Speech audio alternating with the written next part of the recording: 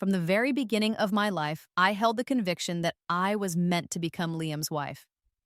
Liam was a man of deep faith, so in the years when other girls my age were preoccupied with flying kites and playing on swings, I dedicated my days to the quiet halls of the chapel, immersing myself in the study of Scripture. He was also a man who valued action and admired a woman with a formidable will. To that end, I learned to ride a horse, and on the day I took a hard fall and broke my leg, I refused to let a single tear escape my eyes. I poured every ounce of my being into shaping myself into the kind of woman I believed he would desire, but in the end, he gave his heart to a girl who was my perfect opposite. Our marriage contract was a binding, unbreakable agreement. So, with my options exhausted, I made a pivotal decision and married his older brother, a man whose reputation for having an iron fist and a ruthless disposition was known throughout the capital. After our wedding, Julian Sterling was exactly as the rumors had painted him: cold, distant, and seemingly uninterested in the company of women. That held true until one particular evening. Liam, heavily intoxicated, stood blocking the doorway to my chambers. It was Julian who stepped between us, shielding me from his brother. His gaze on Liam was chillingly faint as he spoke, his voice low and firm. "She's my wife now. What business could you possibly have with your sister-in-law so late in the evening?" Liam had fallen in love with Tessa, the young woman who operated the noodle soup stall near the city gate. She didn't possess a proper given name. Everyone simply called her Tessa because she was the third child in her family. She had two older brothers, a pair of known troublemakers who had accumulated significant gambling debts before skipping town, leaving Tessa to face the loan sharks who regularly appeared at her stall to cause problems. One day, while suffering from a bad cold and being harassed by these creditors, she nearly succumbed to the cold in a harsh snowstorm. It was Liam who stepped in and paid off her family's crushing debts. He went even further, securing respectable employment for her two wayward brothers. In pulling his newfound love from the desperate situation she was in, he seemed to have completely forgotten about me. The ensuing scandal became the primary topic of conversation throughout the city. The affair involving the third son of the prestigious House Sterling became the favorite gossip to be shared over tea. And I, the eldest daughter of the noble Beaumont family, was transformed into the laughingstock of the capital. My mother was incandescent with rage and insisted that my father petition the emperor to have the engagement annulled. My father called me to his study, but instead of discussing the matter, he merely practiced his calligraphy, remaining silent for a long time. I understood his unspoken message. An alliance formed through marriage between the Beaumont and Sterling families was a strategic advantage. It wasn't something to be discarded over the matter of a woman. Furthermore, the Empress Dowager herself had personally decreed the match at a birthday banquet several years prior. To bring such a matter before the emperor now would be considered highly inappropriate. The character my father meticulously painted was Patience. I informed him that I would go and speak with Liam myself. My father simply nodded, placed his brush down, and turned his attention to the scrolls arranged on his shelf. As I was leaving his study, a profound wave of bitterness washed over me. I couldn't stop myself from turning back to ask him one final question. The character for Patience is depicted with a knife poised over a heart. What if, after we are married, Liam treats me poorly? My father slowly raised his head from his desk, his eyes filled with a murderous, bloodthirsty chill that I had never seen before. He spoke each word with a deliberate weight. "No one would dare to harm a daughter of House Beaumont. You have my word." Initially, no one could have predicted that Liam Sterling would fall for a common street vendor. As the third son of the Sterling family, his schedule was often packed with official duties, meaning he frequently returned to the city just before the nightly curfew. He disliked the idea of troubling the household staff to restart the kitchens for him so late at night. So he often found it simpler to just grab a bowl of noodle soup at the stall near the city gate. Over time, that simple bowl of soup evolved into a regular habit. Then, one day, the noodle stall was gone. Liam didn't give it much thought at first, but when a month had passed and the stall had not reappeared, he dispatched his men to investigate the matter. It wasn't difficult to uncover what had transpired. Anyone in that neighborhood could have relayed the story. For the first time in his life, the high and mighty Liam Sterling lowered his head and truly listened to the life story of a common girl. He reached out his hand and pulled her up from her misfortune. The owner of a noodle soup stall. I couldn't imagine she would be discussing scripture with Liam, nor riding alongside him on a spirited horse through the countryside. But I could picture that when Liam returned home late at night, battered by wind and snow, there would be a single lamp left lit for him. Inside, a woman with her hair tied in a simple low bun would be standing at the stove, ready to serve him a steaming hot meal. It was, admittedly, a truly heartwarming image. Liam, Tessa. Even their names seemed to fit together as if they were always meant to be a pair. I went to see Liam. He must have been exceptionally busy as I waited for 2 full hours, only for his attendant to finally inform me. My lord is still occupied with a guest. Perhaps Miss Beaumont could return another day. I am not the type of person to create a public scene. Seeing that it was still relatively early in the day, I instructed my driver to take me to see Tessa. The noodle soup stall at the city gate was, of course, long gone. Liam had established Tessa in a new shop. It wasn't located in the most fashionable district of the capital, but rather in a quiet, somewhat secluded alley. With the Sterling family's considerable wealth, maintaining a mistress would have been a simple affair, but a kept woman was not typically supposed to be out in public running a business. Liam had allowed her to continue pursuing what she loved and had clearly put a great deal of thought into selecting this serene and private location. The shop itself was small, but immaculately clean. I arrived after the main lunch rush had subsided, so there were only a handful of customers inside. Tessa was no longer making the same soup. The sign hanging outside now advertised a different kind of noodle soup. The specific recipe from the city gate, it appeared, was now reserved for Liam's exclusive enjoyment. I remained seated in my carriage, observing the girl through the curtain as she rolled out dough. She was too far away for me to discern her expression clearly, but I could see that she wore a bright red ribbon in her hair. Her sleeves were rolled up to her elbows, and her movements were quick, efficient, and confident. She was not what I had imagined. From what I had heard about her difficult life, I had pictured someone more gentle and demure. The alley was quiet, and the Beaumont family carriage was an undeniably conspicuous sight. Tessa obviously saw me. She hesitated for only a moment before wiping her hands on her apron and walking over. "Might the lady in the carriage be Miss Beaumont?" she asked. "What is it?" I replied coolly. The woman standing outside my carriage said, "Lord Sterling has mentioned you to me. He lent me the money to open this shop. I assure you, as soon as I earn enough, I will pay him back in full." I was fidgeting with the prayer bracelet I always wore on my wrist, just about to speak, when the sound of rapidly approaching hooves echoed from behind us. The supposedly busy with a guest, Liam pulled his reins tight, his face a cold mask. He immediately moved to stand in front of Tessa, shielding her, his voice sharp and wary. "Miss Beaumont, if you have an issue, you should take it up with me. What is the point of coming here to harass a girl like her?" I froze, my mouth slightly agape.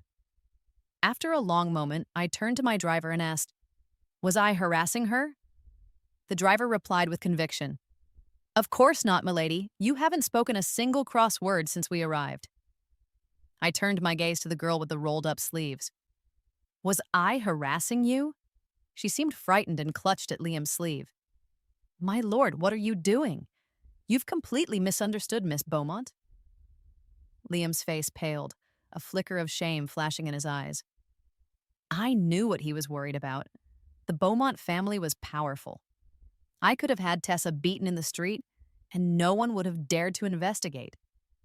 But I, Clara Beaumont, have my own pride. I had only come to see for myself what kind of woman had won his heart. "I apologize," he said, his voice strained. "Tessa isn't like you. I was just overwrought for a moment and spoke rashly, 'Miss Beaumont.'" I had waited a full 2 hours for him at his residence, yet the moment Tessa was perceived to be in trouble, he had arrived in an instant. The sun was already beginning to set behind him, a great red orb sinking spectacularly below the horizon. In that single moment, I suddenly pictured the next several decades of my life unfolding before me. I would be trapped between Liam and another woman, and simply because I was born into nobility, everything I did would be interpreted as wrong. If I spoke too loudly, I was being arrogant. If I remained silent, I was using my status to intimidate others. If I sat and watched Tessa, I was looking down on her. If I stood and watched her, I was reprimanding her. I would be confined to the inner courtyards, day after weary day, hoping that my loveless husband might one day have a change of heart. Suddenly, the entire endeavor felt so utterly pointless. Even the 8 years I had dedicated to loving Liam felt like a waste. I had once knelt before the Buddha 3,000 times for his sake. I had tamed a wild stallion for him. I had imagined my married life with Liam countless times. We came from families of equal standing, we shared similar interests, and we had a marriage contract that had been blessed by the Empress Dowager herself. We couldn't have been more perfectly suited for each other. But in the end, none of that mattered if Liam didn't love me. I think that was the precise moment I finally gave up on him. I bit my lip, forcing back the tears that threatened to fall. I was trying so hard to maintain my composure that my voice trembled when I spoke. Lord Sterling, the Beaumont and Sterling families have a marriage contract. Are you aware of this? Of course I am, but this matter requires further... I cut him off calmly. Your second brother is already married, and a daughter of the Beaumont family will not be relegated to the position of a concubine. So, please be so kind as to inform your grandmother. My face held a faint, polite smile, but the hand hidden within my sleeve wouldn't stop shaking. I held myself as straight and tall as possible and spoke my final words to Liam. The marriage contract is ironclad, so send your brother in your place. I had loved Liam for many years. I first encountered him when I was only 6 or 7 years old. I had accompanied my mother to the monastery for her prayers. While she was listening to the master's sermon in the front hall, I grew restless and snuck into the back garden to play. Greedily, I reached out to pick a beautiful lotus from the pond, but I lost my footing and slipped, falling into the cold water. It was a young acolyte who pulled me out. I was completely soaked. My socks were caked in mud. I had lost one of my shoes, and I was absolutely terrified. It was a strange sight. He was dressed in the robes of an acolyte but had his hair tied back like a layman. His own clothes were soaked through as well, clinging to his frame. He looked like a complete mess. The young man removed the prayer bracelet from his own wrist and carefully placed it onto mine. He then gently wiped the mud from my face with a handkerchief and told me not to be afraid. My mother's attendant soon found me and, in a state of panic, profusely thanked the boy before whisking me away. Later, my mother made some inquiries and learned that my rescuer was the third son of the Sterling family. When Liam was born, there had been strange omens in the sky. A traveling mystic had prophesied that he would face a great and perilous trial in his 19th year. The Sterling family didn't take it seriously at first, but when several of the mystic's other predictions came true, the family matriarch grew panicked. She sent the young Liam to a monastery to be raised by the monks. She also arranged for him to be taught martial arts, hoping that he could somehow overcome his supposed fate. I didn't believe in such things. At 6 or 7 years old, what possible interest could I have in scripture? But this was about Liam. How could the kind, gentle boy who had saved my life be fated to die in his 19th year? While other girls my age were flying kites and chasing butterflies, I spent my days in the quiet chapel. I knelt before the Buddha 3,000 times, praying for only one thing, for Liam's long and peaceful life. Liam was brought back to the Sterling family estate at the age of 12. On that very same day, the Empress Dowager issued a decree arranging a marriage between our two families. My mother was displeased seeing her daughter's entire life already decided for her. Little did she know I was overjoyed. What woman in this world truly gets to marry whomever she chooses? And yet, I felt I was so incredibly lucky. Liam trained diligently in martial arts. He once mentioned that after he had achieved his ambitions and brought peace to the land, he wanted to travel the world on horseback with the one he loved. He hoped that his wife would know how to ride. A daughter of the Beaumont family had no practical need to learn such a skill. Few noble women in the capital did. My hands became calloused from gripping the reins, and my legs were chafed raw from the saddle. I even broke my leg while learning to ride. Hearing that he admired determined women, I gritted my teeth and didn't shed a single tear, though my personal attendant cried a basketful on my behalf. The prayer bracelet Liam gave me broke once. It happened during a crowded festival with people flowing around me like a river. I hunched over, desperately searching through the throng, my white dress becoming stained beyond recognition. My hands were stepped on several times, the skin broken and bleeding. My attendant, seeing that the situation was becoming dangerous, forcibly picked me up and practically dragged me back to our estate. I went back later that day to search again, but of the 18 original beads, I only ever found 12. I had lost the only thing my savior had ever given me. My mother, seeing how heartbroken I was, had someone find 6 nearly identical beads to replace the ones I had lost. They looked exactly the same. No one else could possibly tell the difference. But I could spot the subtle variations at a single glance. These were the stories I had carefully planned to tell Liam on our wedding night. But that was a long time ago. When my mother heard that I had changed my mind and decided to marry Julian instead, she was so shocked she knocked over her teacup. How can you possibly marry him? Julian, he's not a good man. I couldn't blame her for her strong reaction. Julian, the eldest of the Sterling brothers, was famous throughout the capital for his ruthlessness. He was the commander of the royal guard, the emperor's right-hand man, wielding the immense power to investigate and arrest anyone he deemed a threat. He presided over the infamous Black Cells, and the Black Cells were known to be a place far worse than death. Anyone who was targeted by the royal guard was sure to be flayed alive. No one ever came out of that place whole. Even the highest-ranking ministers in the court were deeply wary of Julian. He had remained unmarried all these years. A woman had once deliberately spilled a drink on him in an attempt to get close, but before she could even touch his sleeve, Julian had swiftly dislocated her arm.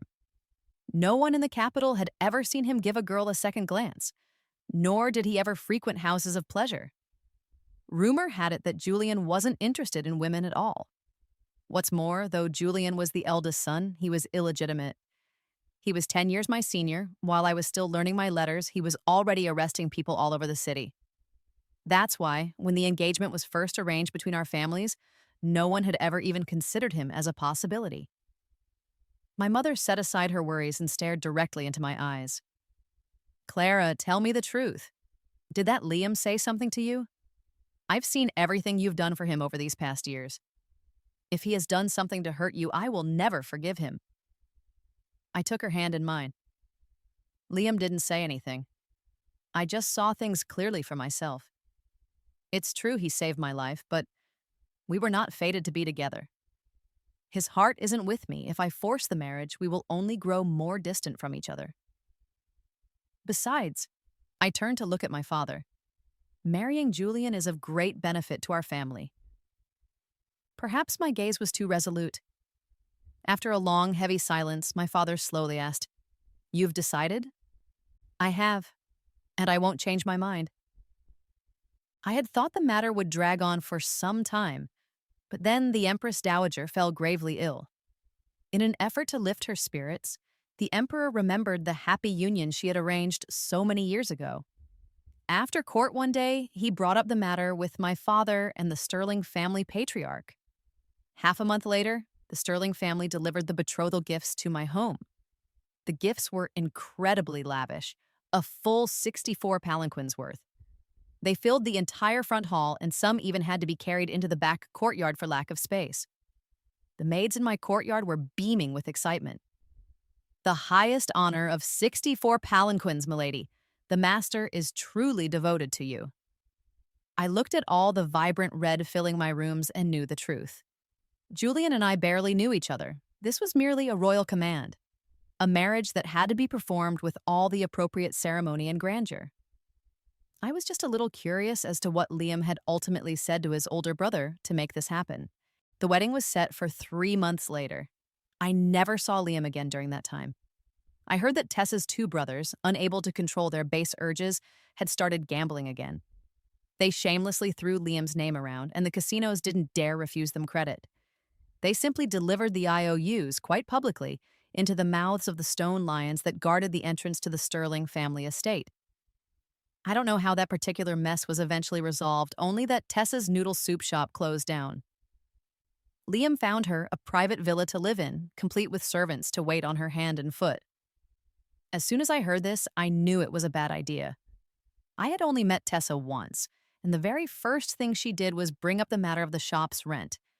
She clearly possessed a strong sense of pride and was deeply bothered by the rumors that she had seduced and was now dependent on Liam. Forcing her to live up to those rumors and become a kept woman would surely lead to conflict between them. But none of that was my concern anymore. I was busy embroidering my wedding dress. The weather was growing steadily warmer. Chloe, the daughter of Duke Vance and a childhood friend of mine, was having a birthday soon. She invited me to the jeweler's in the south of the city to pick out some accessories. It wasn't just my mother. Chloe, too, was incredibly curious about my sudden engagement to Julian. The marriage of the Beaumont heiress to the eldest Sterling son was major news. Although they were both prominent families, the rumor mill had always insisted that the Beaumont family favored the third son. On the way there, Chloe kept shooting me glances, clearly wanting to ask but holding back. Seeing her struggle, I couldn't help but say, "Just ask." As expected, she asked the question that was on everyone's mind. How should I answer? Should I say that Liam didn't love me and marrying him would only mean a lifetime of misery?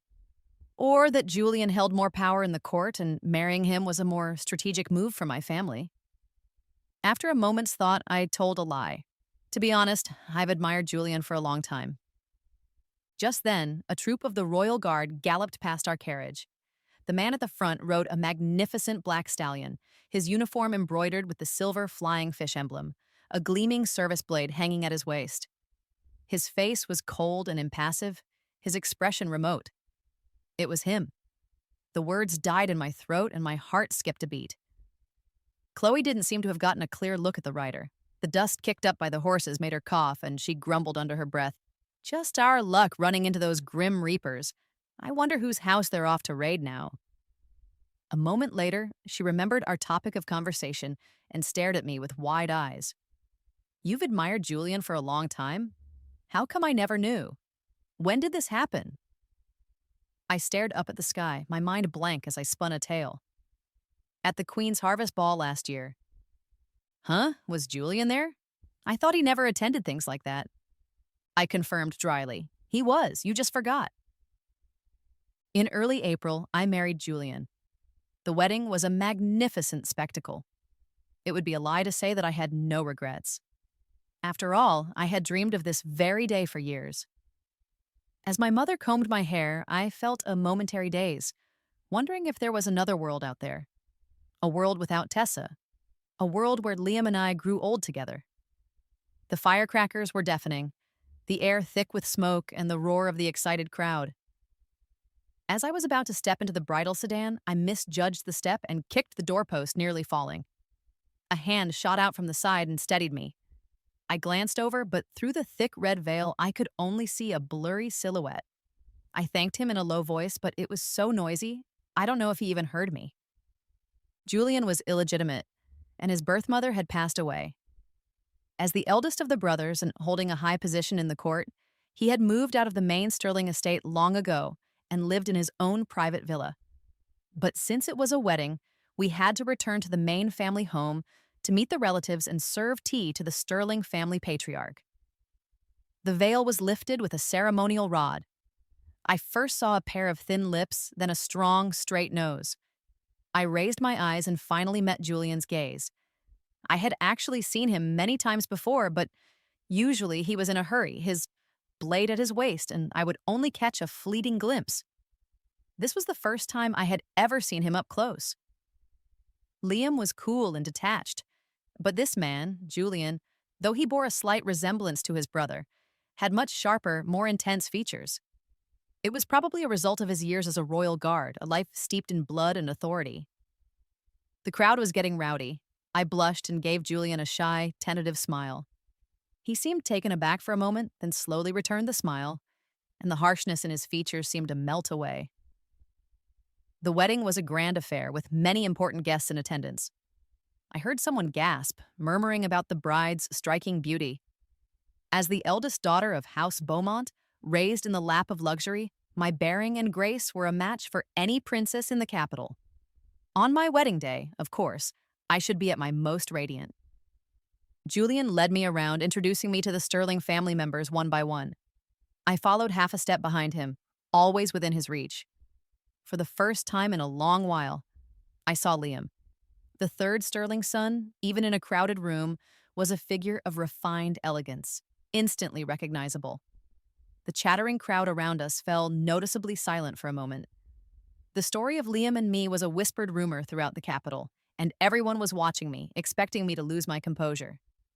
They underestimated me. No matter what had happened, my future was with Julian now. How could I possibly let anyone see me as a joke at a time like this? With a faint, composed smile, I greeted Liam with perfect etiquette, as if we were meeting for the very first time. Third brother. Liam didn't look pleased. He wasn't smiling, but then again, he wasn't a man who smiled often. He called me sister-in-law.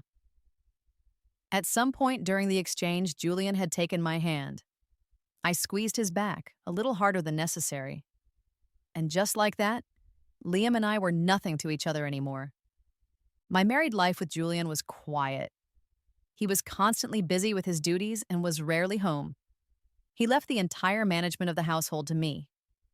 When I was unsure about something, I would ask for his opinion, and he would invariably just tell me to do as I saw fit. Julian was indeed away a lot. I idly planted a few sunflower seeds in the garden one day, and by the time he returned from his next assignment, a patch of them was standing tall, their bright, cheerful yellow heads bobbing in the gentle spring breeze. After that, whenever he returned from a mission, he would give me a small pouch containing various seeds from the different regions he had visited. The soil and climate in the capital were different, so there was no guarantee that they would all grow, but I did my best. Over the course of that spring, a garden of seedlings began to emerge. I built a small trellis, thinking that by the following spring, it would be covered in beautiful morning glories. We had never consummated our marriage. I didn't know if it was because of the pervasive rumors that he wasn't interested in women, but I had another unspoken fear. He couldn't possibly be unaware of what had happened between me and Liam. I could say that I had moved on, but who would truly believe me? But if Julian didn't bring it up, how could I? Julian was a very guarded man and disliked having servants tend to his personal needs. Once he was heading to the outskirts of the capital on an assignment. There was an inn 10 miles out, and though he would only be gone for a few days, he still had to pack a bag.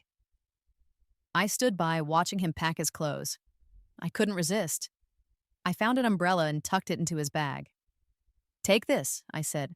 "It's going to rain in a couple of days." He looked up, a hint of surprise in his eyes, and took the umbrella without a word. 2 days later, a sudden, heavy downpour began. When Julian returned, he mentioned that several of his men had gotten soaked and had to take shelter under a farmer's eaves. "How did you know it was going to rain?" he asked. I smiled at him. "Take a guess."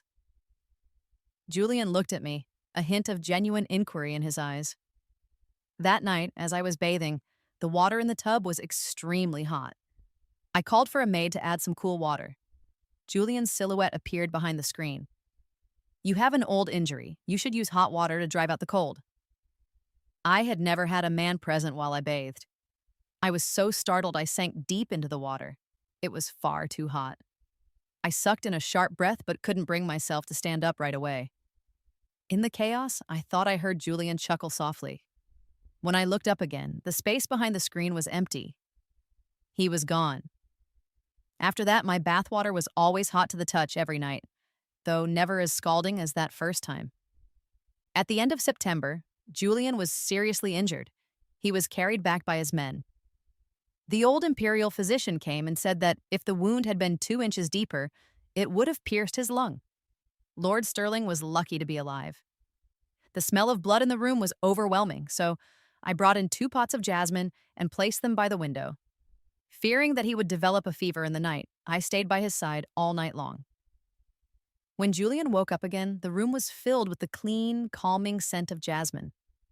The first rays of dawn cast a pale gold light on the quilt, a warmth that tickled the heart. I noticed all of this because I was daydreaming, I had been up for 2 straight nights and was so groggy that the fact that Julian was awake didn't even register in my mind. I even, in a moment of lucid confusion, wished him a good morning. It was so foolish. He didn't say anything, just watched me quietly. It took a full minute for me to realize what was happening.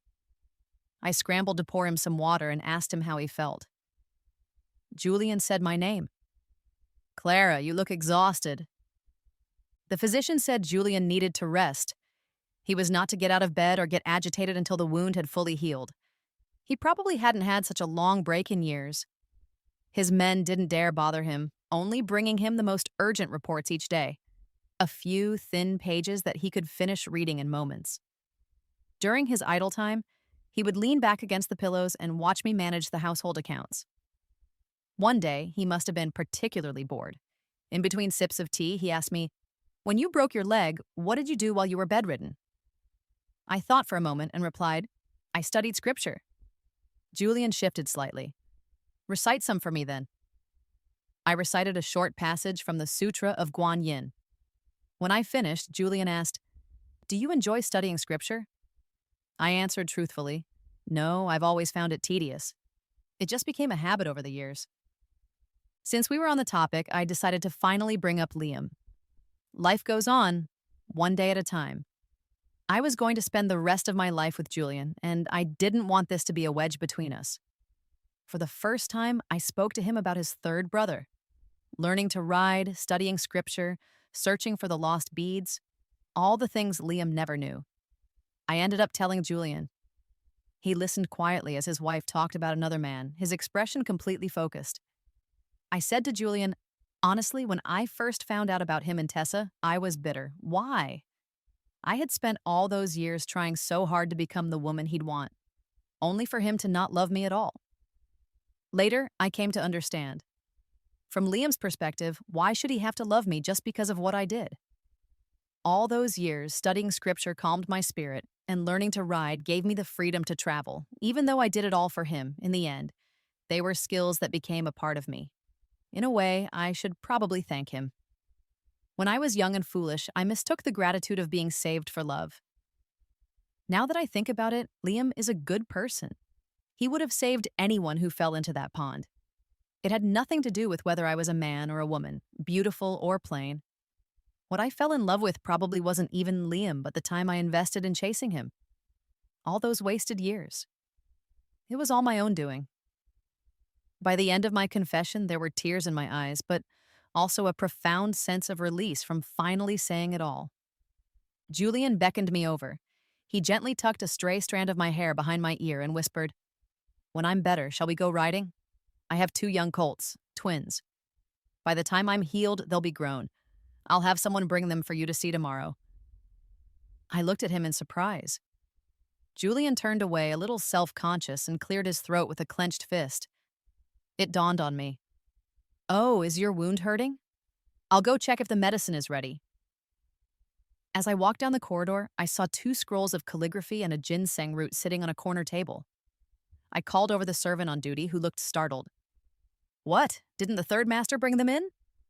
"The third master?" "Yes, the third master brought these just now. He said he came to see how the first master was recovering." I looked outside, but all I saw was a line of swallows flying up to the eaves.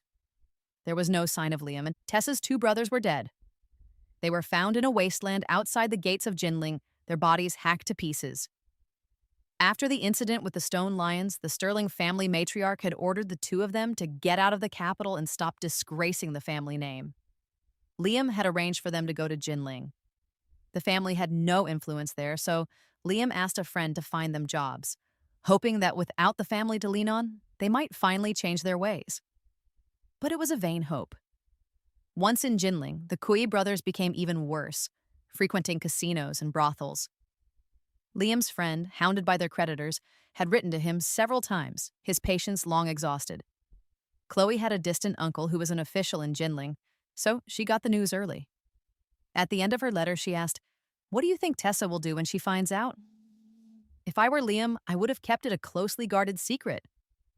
But somehow, Tessa found out. She went to the magistrate's office and beat the ceremonial drum. accusing the third son of the Sterling family of hiring assassins to murder her brothers. The news caused a massive uproar in the capital. Plenty of young masters in the city kept mistresses, but to have one turn on you and drag you into a public scandal like this? Liam was the first. Even my mother wrote to me saying how lucky it was that I had married Julian. Otherwise, there would never be a moment's peace in our lives. It wasn't necessarily Liam who did it. The Cui brothers had made plenty of enemies. And even if it was him, how could a common girl like Tessa ever hope to bring down a son of the powerful Sterling family? I asked Julian about it. He said that if I wanted to know the truth, he could have the Royal Guard investigate. I thought for a moment and said no. The truth didn't matter to me. It mattered what Tessa believed. With 2 lives now lying between them, I doubted she and Liam could ever find a way back to each other. I saw Liam again at a Sterling family banquet. During the meal, my second sister-in-law was inspired to play the zither, and I accompanied her on the flute. When I returned to my seat, Julian had already peeled a plate of crab meat for me. The Sterling family grandmother saw this and was quite moved. She reminisced about her youth, how she and my own grandmother had been the dearest of friends. But after they married, they followed their husbands, and life took them in different directions, and they gradually lost touch. She never thought that in their old age, their children would be joined in marriage. The grandmother grew teary-eyed, mentioning that all her grandsons were now married, except for the youngest, Liam. She urged Liam's mother to arrange a marriage for him soon. The grandmother was old, and the family had deliberately kept the news of the scandal from her, so she knew nothing about Tessa. But the scandal was all over the capital. What family would willingly marry their precious daughter to him now? I heard Liam's mother was already secretly looking for suitable girls in other provinces. The rest of the meal was tense, with everyone lost in their own thoughts. Liam barely ate 2 bites before excusing himself. Said that night, when a servant announced that the third master was requesting to see me, I thought I had misheard. At this late hour, I had already taken down my hair and removed my jewelry. It was highly improper to receive a male visitor. I sent someone to turn him away, telling them that whatever it was could wait until morning. But the servant returned, saying the third master refused to leave. I sighed. He was family, after all. Perhaps it was something urgent. I began to get dressed again while sending another servant to inform Julian of the situation. Liam's face was flushed an unnatural red. He had clearly gone out and gotten drunk after leaving the banquet. He was much thinner. Tessa must have been giving him a very hard time. To come here so late at night was already improper, but to stand there, physically blocking my doorway, was another thing entirely. A maid bravely stepped forward and asked him to step back. Liam looked down for a moment, then raised his head, his eyes already filled with tears. He finally regretted it.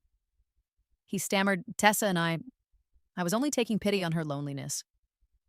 He must have overheard what I had told Julian that day. I folded my hands in my sleeves and simply watched him. "It has nothing to do with me anymore," I said calmly. "You don't need to explain anything to me." Liam opened his mouth, 1,000 unspoken words trapped inside, and finally forced out a bitter, hoarse apology. What was he apologizing for? I had once knelt before the Buddha 3,000 times to pray for him. I had been cut by the reins of a horse for him. But those were all things I had done of my own accord. They had nothing to do with him. I shook my head at him. "You don't owe me anything." Remembering the prophecy about his great trial, I had someone fetch the prayer bracelet and handed it to him. "You saved my life once. Although my mother went to your family to express her gratitude, material things can't truly convey my thanks. If you ever need anything in the future, my family, the Beaumonts, have some influence at court. And my husband has connections as well. If you ever need help, just say the word. I kept this bracelet by a shrine for many years. I hope it will keep you safe." Liam stared blankly at the bracelet, his chest feeling as if it were being crushed by a giant hand. He let out a bitter laugh, his eyes full of sorrow. "I'd rather you hated me. We were supposed to be—" Liam started to step forward, but a cool, clear voice cut in from behind us. "Third brother." Julian had been convalescing for so long that he often seemed relaxed and idle. But now, as he stood under the eaves, his robes fluttering in the night air, his eyes held a sharp, intimidating glint. I was suddenly reminded that this man was the commander of the Royal Guard, master of the Black Cells, a man of deep and unfathomable thoughts. She is my wife now. What business do you have with your sister-in-law so late at night? Liam said resentfully. If it weren't for my moment of folly, this marriage would never have been yours. Julian stepped in front of me, his eyes flashing a clear warning at his younger brother. He clapped his hands sharply. The third master is drunk. Someone, see him to his room. Liam shook off the servants who tried to support him, his voice almost a sob. Brother, you are illegitimate. When we were young, my mother was often cruel to you. When I did something wrong, it was always you who took the punishment. When she told you to take my place in this marriage, with the power you have today, why would you still listen to her? You wanted to marry her yourself, didn't you? I looked sharply at Julian. He was standing in front of me, so I couldn't see his expression, but I heard the distinct mockery in his voice. So what if I did? And I have you to thank for it, little brother. Liam submitted a petition to the emperor, volunteering for duty in the southern marshes. It wasn't uncommon for sons of noble families to seek military glory on the battlefield, but the southern marshes were an exception. The region was a land of dense, poisonous jungles. More often than not, soldiers stationed there died from snake bites or from getting lost in the disorienting mists long before they ever saw an actual battle. It was the most dangerous post available. Even the soldiers' pay was double that of anywhere else. By going there, he was facing an uncertain, likely fatal fate. Liam's mother fell gravely ill from the news. She had her son late in life, at nearly 40, and because of the mystic's prophecy, had been forced to send him away to a monastery, separating mother and child for years. She had finally gotten her son back, safe and sound, only for him to insist on going to suffer in the south. How could she bear it? I heard that after she recovered, she directed all her anger at me, believing I was the root cause of all of Liam's misfortunes. He was 19 this year, which meant the prophecy had come true. My personal attendant privately advised me to be wary of her, fearing that in her anger she might do something rash. I shook my head. Leaving aside the Beaumont family's considerable prominence, and the Sterling family's current standing was largely propped up by Julian, the commander of the Royal Guard. She wouldn't dare touch me. But it's always wise to be cautious, and the person who needed protection wasn't me. I sent 2 of my people to keep an eye on Tessa's residence, with instructions to intervene if anything happened. Sure enough, a few days later, news came that Tessa had nearly been poisoned and had been secretly smuggled out of the city. From then on, she was gone, free to go wherever she pleased in the wide world. Julian's wounds finally healed completely by the end of winter. A man of his rank answered only to the emperor and had many men under his command. As soon as his wounds had scabbed over, he was back on duty. The world feared the Royal Guard like the Grim Reaper. But who would have thought that the commander, galloping past on his horse, was covered in scars beneath his fine uniform? On the first day of spring, he finally got a day off. The weather was perfect, the sky a flawless, clear blue. We decided to go to the stables to see the 2 colts. One was named Comet, the other Swift. They were fully grown now, their coats gleaming under the sun. They would snort and nuzzle our palms with their soft muzzles. Julian was suddenly struck with a playful mood. He swung himself onto a horse, his entire being radiating a bold, spirited energy. He leaned forward slightly, raising an eyebrow at me. Care to race? If it had been anything else, I might have hesitated, but he was challenging me to a horse race. I looked up at him. And if you lose? Julian grinned, bowing with a dramatic flourish. I am at the mercy of the lady of the house. My heart pounded in my chest. Julian had called me milady or madam many times since we had married, but it had always been a formality, just a title, no different from calling a pet by its name. Never like this, with a playful glint in his eyes, so free and unrestrained. I turned away a little flustered and said with a slight pout, You'd better keep your word. My robes billowed in the wind, dust kicking up beside me, the sound of hooves like rolling thunder. I had never ridden so fast in my life. Even the wind rushing at my face felt like a blade, but I gritted my teeth, held on tight, and cracked the whip, flying like a shooting star. Julian kept pace right beside me. almost neck and neck. As we galloped, all my worries and past grievances were left behind in the dust. I let out a breath I didn't even know I was holding and felt nothing but pure exhilaration. The finish line was just past the last stream. I raised my whip and brought it down hard. Swift reared with a loud neigh and leapt over the rocky stream a hair's breadth ahead of him. I had won. I was ecstatic. I reined in my horse, turned back to the stream, and shouted his name, Julian! What? He was smiling too, his eyes bright, the corners of his mouth turned up in a genuine grin. Why did you marry me? I am the daughter of the Beaumont family, bound by a marriage contract to the Sterlings. But why did you marry me? I needed to hear it, the reason I didn't know, the real one. Julian laughed. I knew you were going to ask that. Now you can't get angry when I tell you. I'm no match for you on a horse, and if you get mad and ride off, I won't be able to catch you. I raised my whip, promising, I won't get angry, tell me. At first, I was curious. I wanted to see what kind of woman would turn down Liam Sterling in the middle of the street. You know, he and I. We've had our differences since we were children. And then, later, I heard that same woman say she'd admired me for a long time. She was telling that lie with such a perfectly straight face. Stop! Don't say another word! I was mortified and spurred my horse to go after him, but he was ready. He let out a great laugh, cracked his whip, and galloped ahead. Clara, care for another race? What are the stakes? The stakes don't matter. The loser just has to spend the rest of their life with the winner.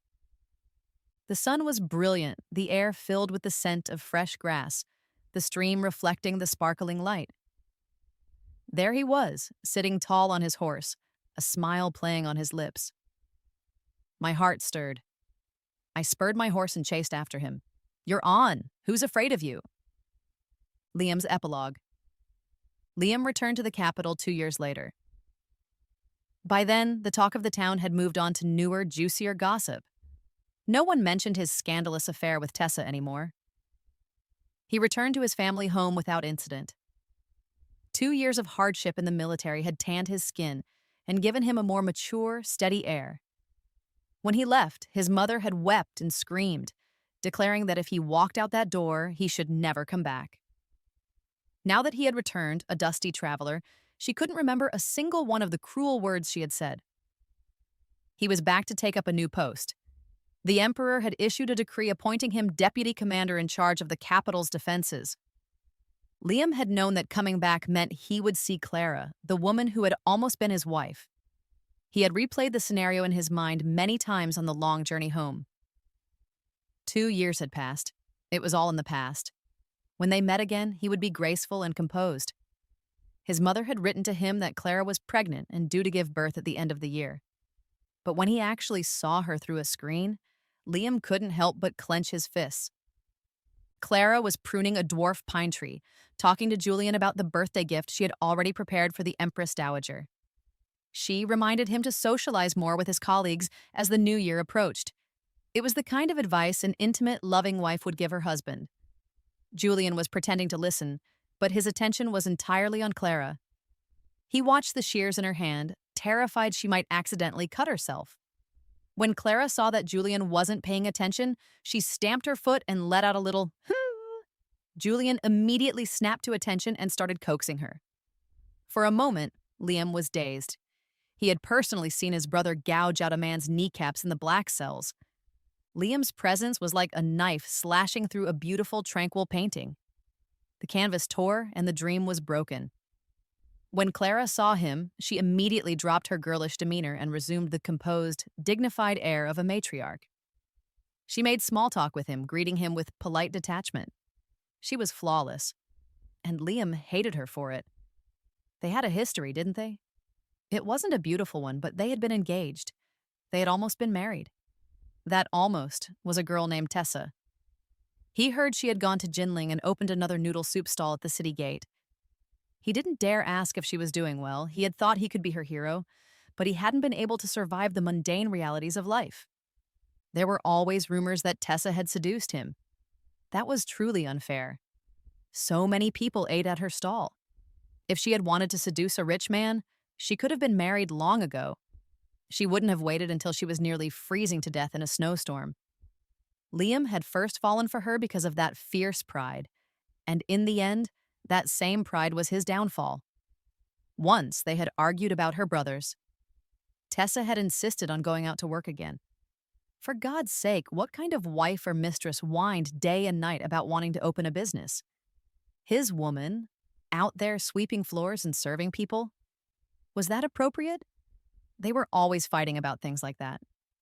One time, the fight got so heated that Tessa scratched him, leaving a red, broken line on his neck. It would have faded in a few days, but it kept him from going out in public for those few days. Liam had smashed a whole set of teacups in frustration. He had never really loved Clara, but in that moment, he suddenly started to regret it. Why hadn't he married Clara? They were social equals, with a marriage decreed by the emperor, with the same interests and social circles. Clara knew exactly how to be the perfect matriarch. Damn it. Why hadn't he married Clara? Liam laughed bitterly. He could have been happy. Why had he just handed that happiness over to his older brother? Liam was a man who never looked back on his choices, but on this one matter, he couldn't stop thinking about it. The thought grew like a weed in his heart, especially whenever he saw them together. He had been to his brother's villa before. The rules were strict, and the servants, afraid of punishment, were always on edge. There was no life in the place. Now that Clara was there, she was kind to the staff, and the maids and servants were much more relaxed. A flower garden had appeared in the courtyard, and a trellis was covered in vibrant purple morning glories. And him? He had become the laughingstock of the capital, dragged to court by Tessa. His mother never said anything, but white hairs had appeared at her temples. In the southern marshes, Liam had been bitten by a poisonous insect and had been in a raging fever for 3 days and 3 nights. When he woke up, he was clutching the prayer bracelet he always wore. Everyone said he was lucky to be alive. Only he knew the truth. The third son of the Sterling family had already died in the great trial of his 19th year.